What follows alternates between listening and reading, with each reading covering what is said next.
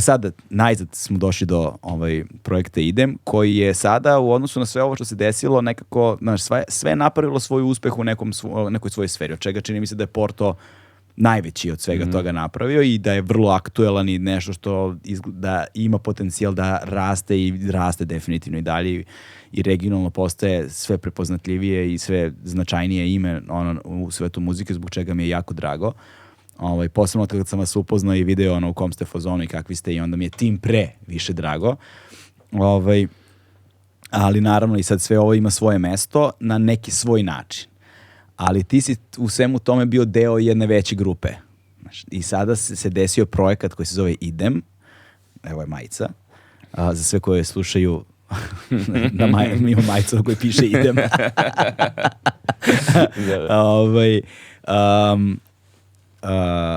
Ali koji je sada tebe stavio u fokus. Imenom i prezimenom. Sad, to sam htio da kažem. Antun ili Anton? Antun, da. Nisam, znam Antona puno, ne znam puno Antuna. Da, jako mi se često to dešava. Da. Pretpostavio sam. Antun Aleksa, ali poznati mnogo pod svojim umetničkim imenom Idem, koje je pritom vrlo, kad smo već kod tih profesionalnih stvari, vrlo nezahvalno ime za googlanje. Da. Znači, na Google Results, kad ukucaš Idem, boga mi izađe ti svašta, pošto je vrlo uobičajena reč koja se pojavljuje u beskonačno mnogo konteksta i onda tražiti Idema. Mislim da je to zadnja stvar o kojem sam razmišljao. Pa vidim, kad sam išao to raditi. Da. Zašto Idem? Da počnemo od toga. Da, znači priča je u stvari takva da sam ja u srednjoj školi bio velik fan benda NoFX. Okay. I onda je taj bend došao u Hrvatsku prvi put. To jest najavili su koncert u Preluku kraj Rijeke.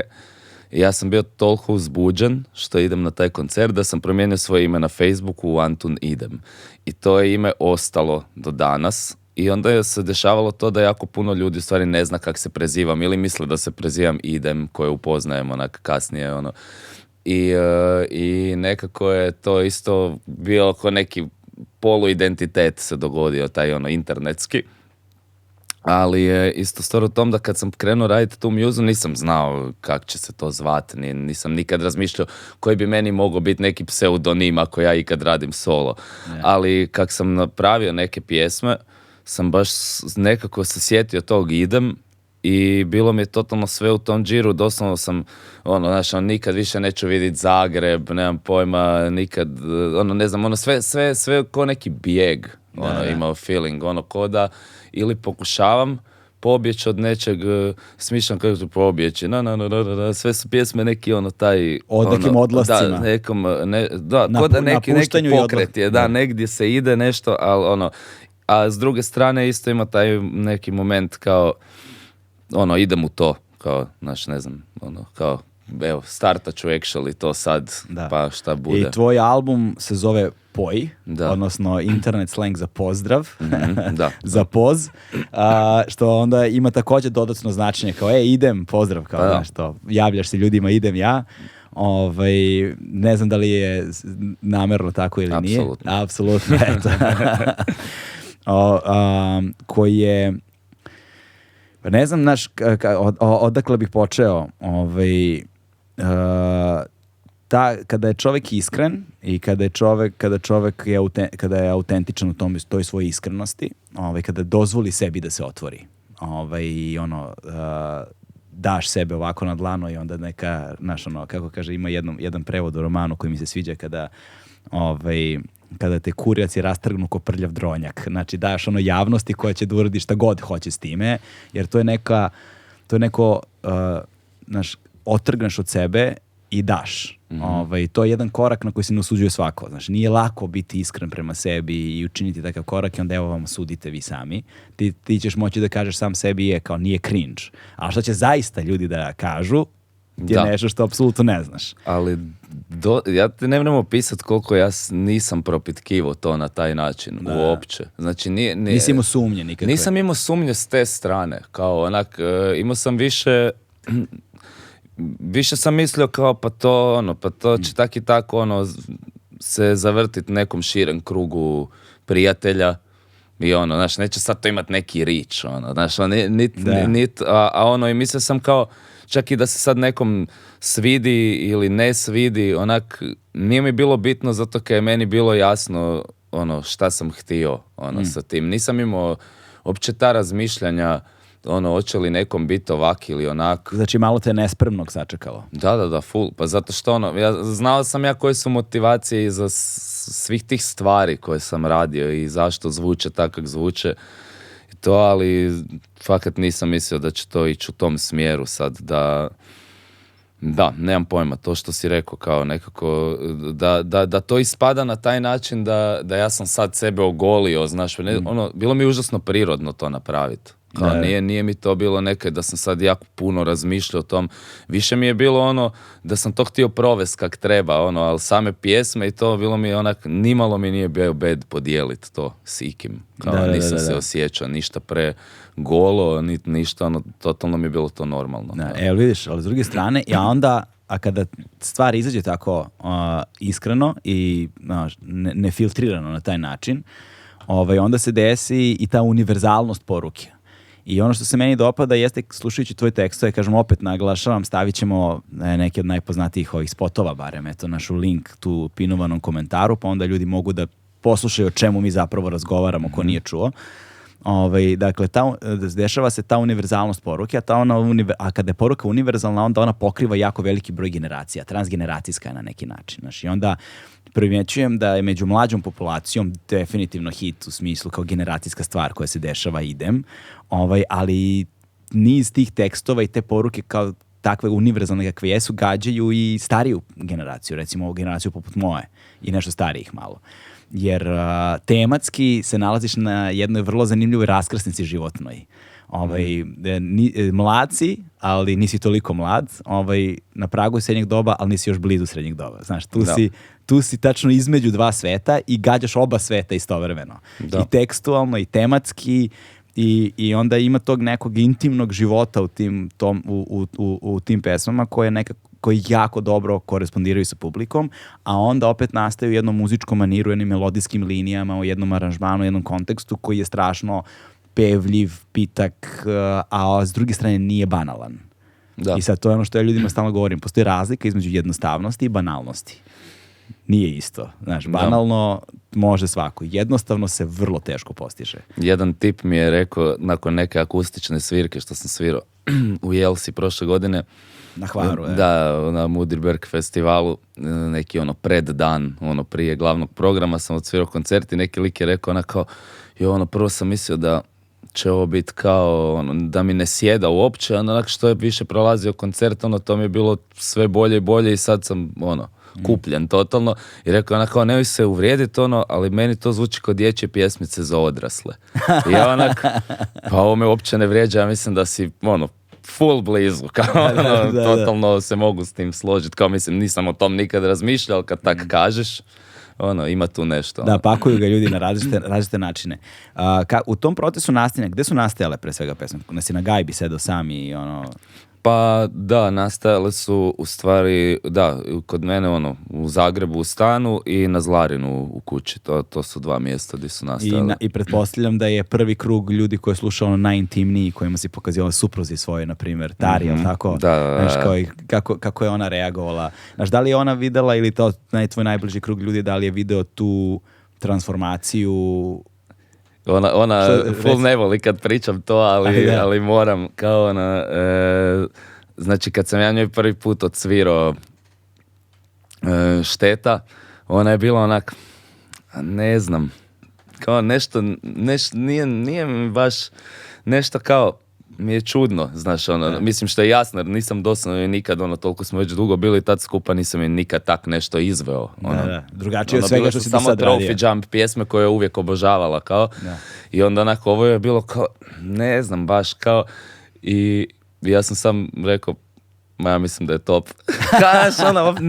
I to mi je isto bio odličan pokazatelj, jer unatoč tome, kao to je prvi komentar koji sam dobio na svoju stvar, onak je bio još od nje, što mi stvarno znači, je bio kao, ja sam uopće nisam imao sumnje, ni u tom trenutku, ne znam, kao za sebe, kao nije ono da sam radio neki proizvod, pa kao sad to moram plasirati, pa mi neko kaže ne valja, ali meni se svidjelo, to mi je bilo čudo, kao, znaš, i da me nije pokolebalo mišljenje neko ko mi je najbitniji na svijetu, kao, znaš, tak da, ali jako brzo je, ušla u tu priču i full brzo je se kroz tih još par stvari koje sam napravio se brzo je prokužila šta se tu dešava i mislim trenutno mi je isto izuzetno dobar referent kao jer sad isto onak vidiš šta to je i isto kad je nešto pustim ili odsviram nešto super mi je dobiti njen feedback Pa dobro, znaš kako, opet s jedne strane kad ti izletiš iz neke svoje zone u kojoj si prepoznatljiv i napraviš nešto novo, drugačije je. Naravno, da. I na tu promenu se ne reaguje tako jednostavno. S druge strane, izbacio si, kao pokazuje si, pustio si samo jednu stvar,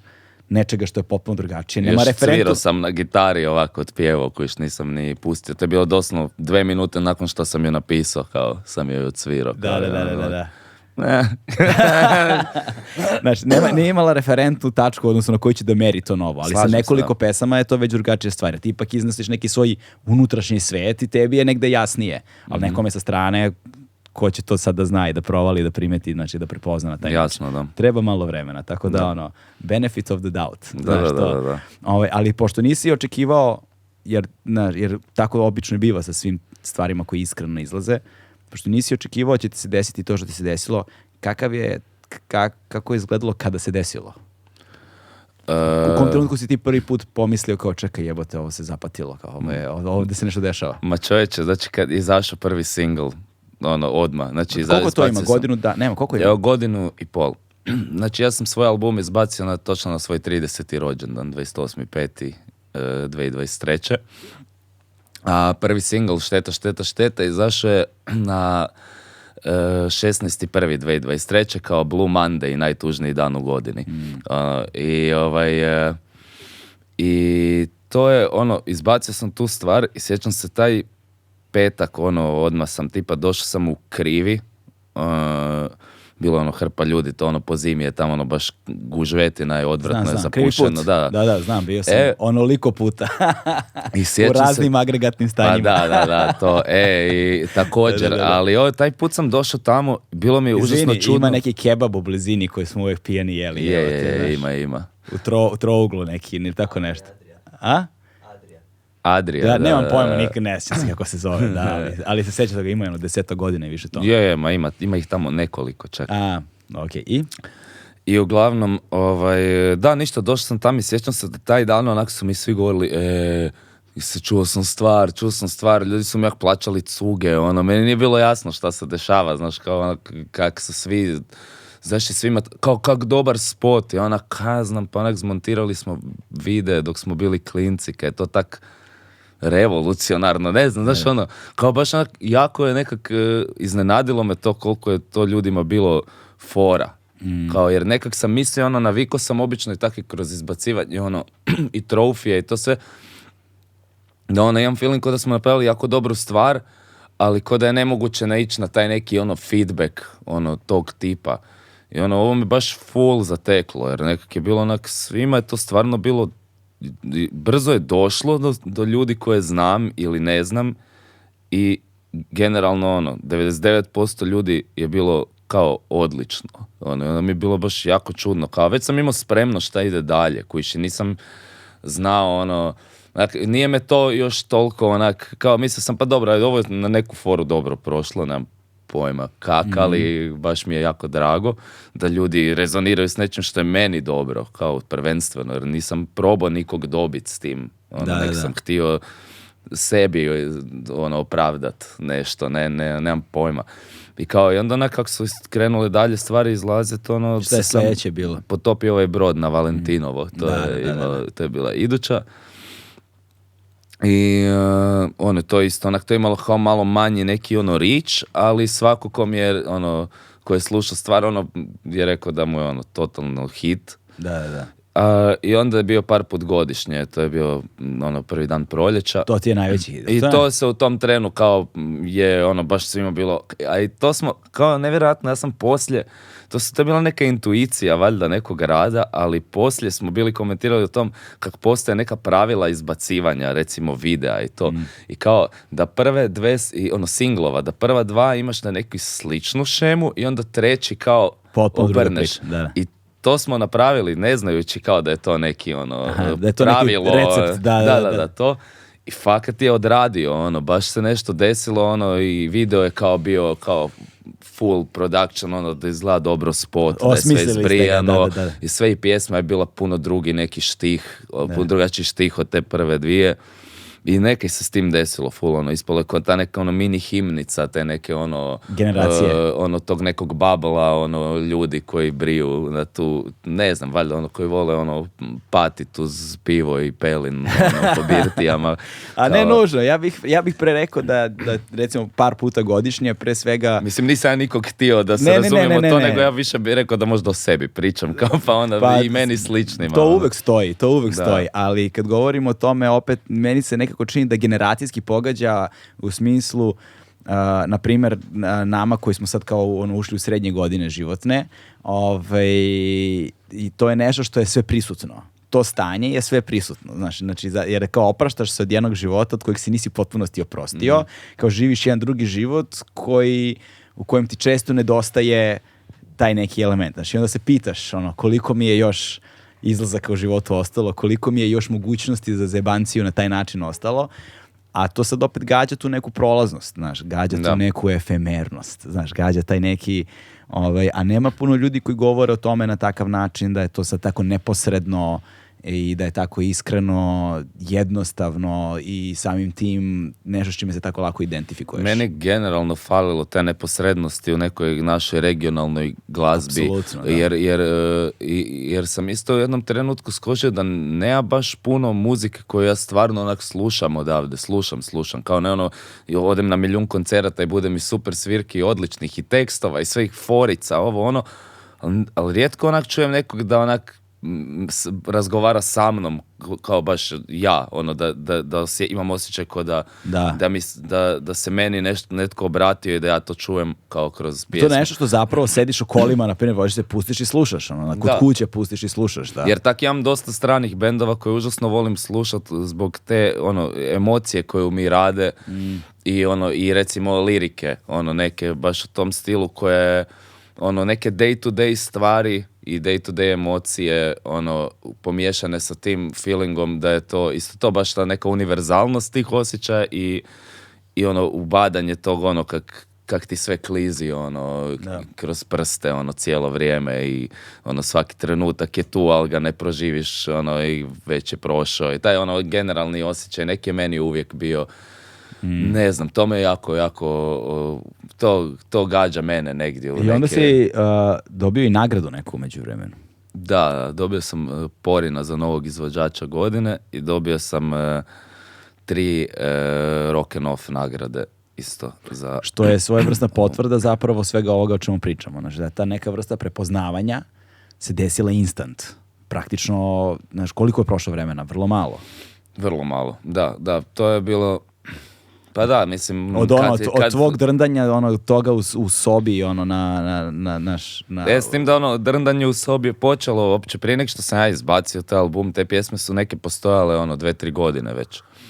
S tim da sam ja jako polako to radio, jer sam se bavio s 100 drugih stvari i to kad bi mi došla inspiracija bi napravio stvar. Ja nemam taj moment, recimo ja ne grindam stvari. Kao Roko i... Pa je, ali ne, ozbiljno se razlikujemo u tom. Oni imaju isto, Roko jako voli raditi isto i muziku i namjenski i isto, kad ima neku ideju, ideju realizirati, pa pokušavaju realizirati s ovog ugla.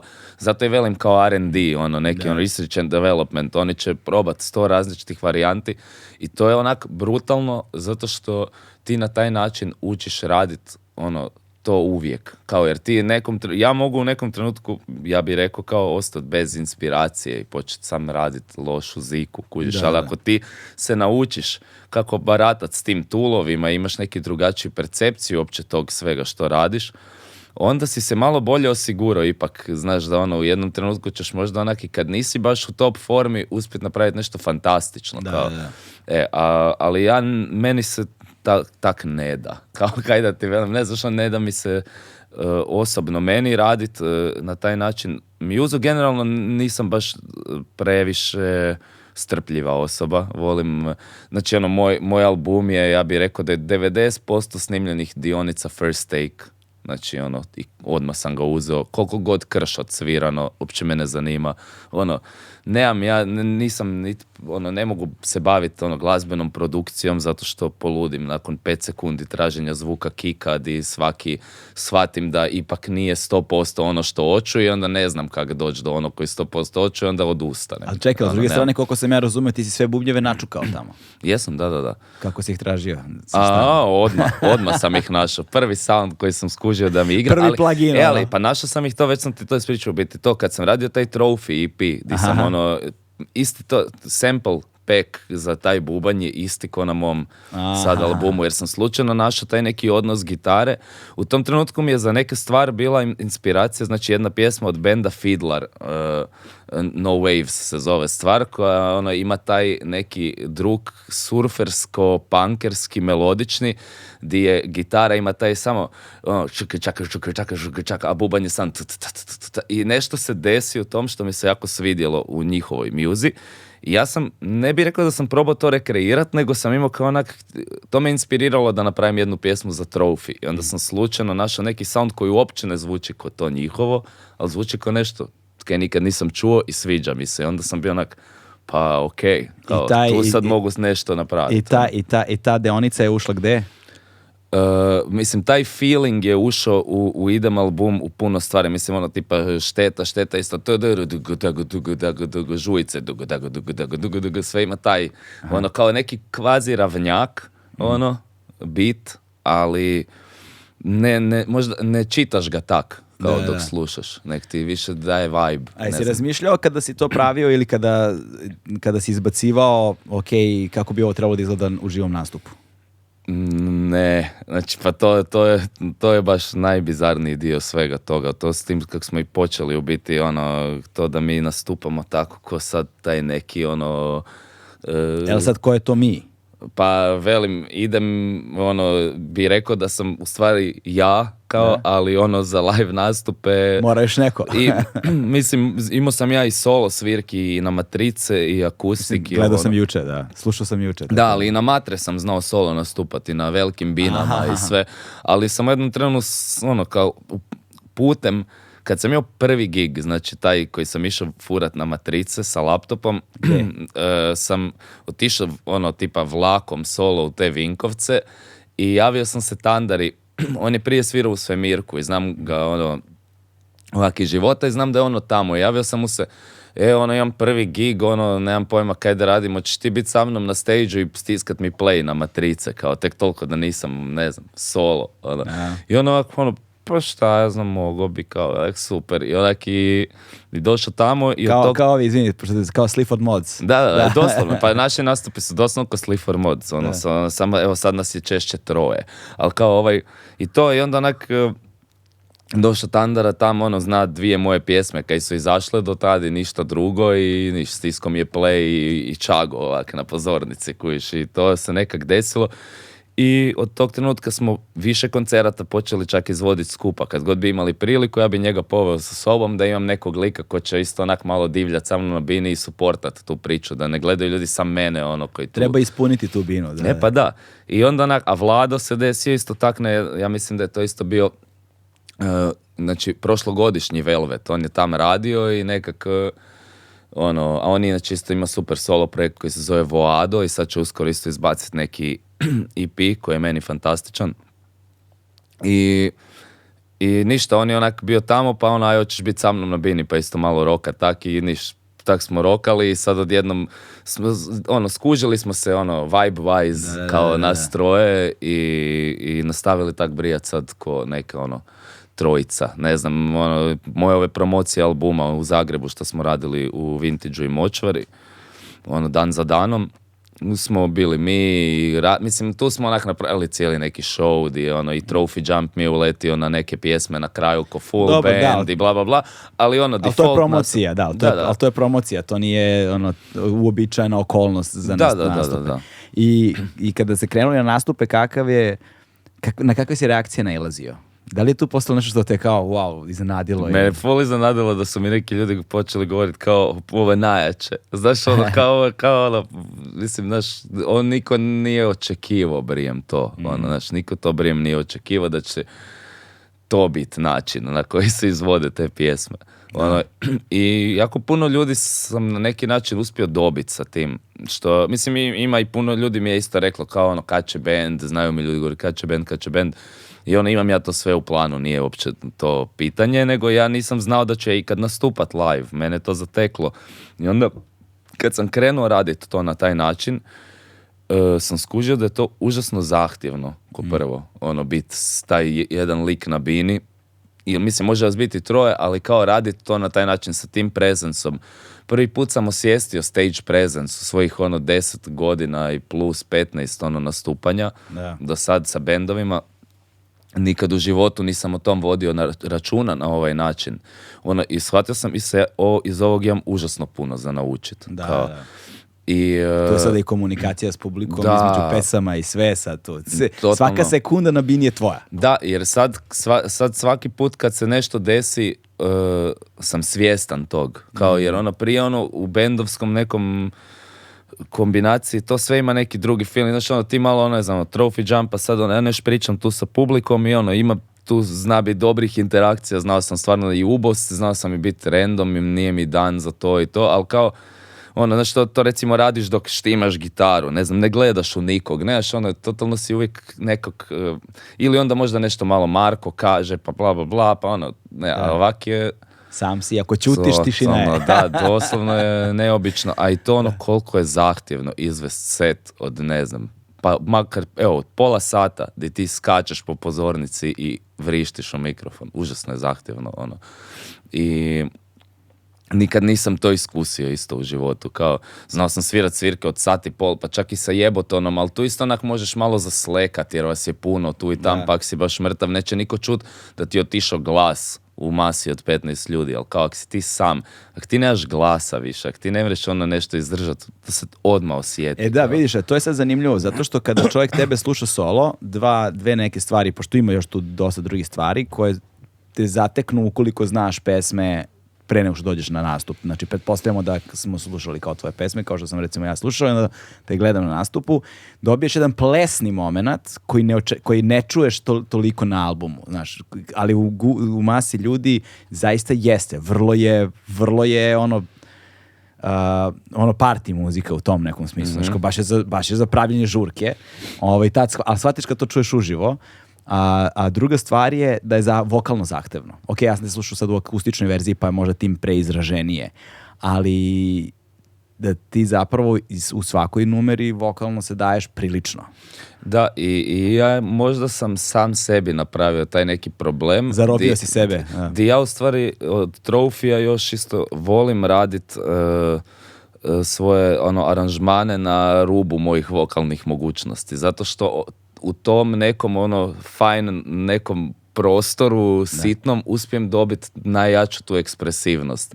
Di onak moram malo izderat nešto, jer tu mi je isto taj neki patos, cijeli te neke muze, sve mi najbolje dođe do izražaja, znači jer da ja otpjevam ne znam, mislim kojiš recimo par put godišnje, to neka iznimka, baš to je u ovom nekom govornom registru.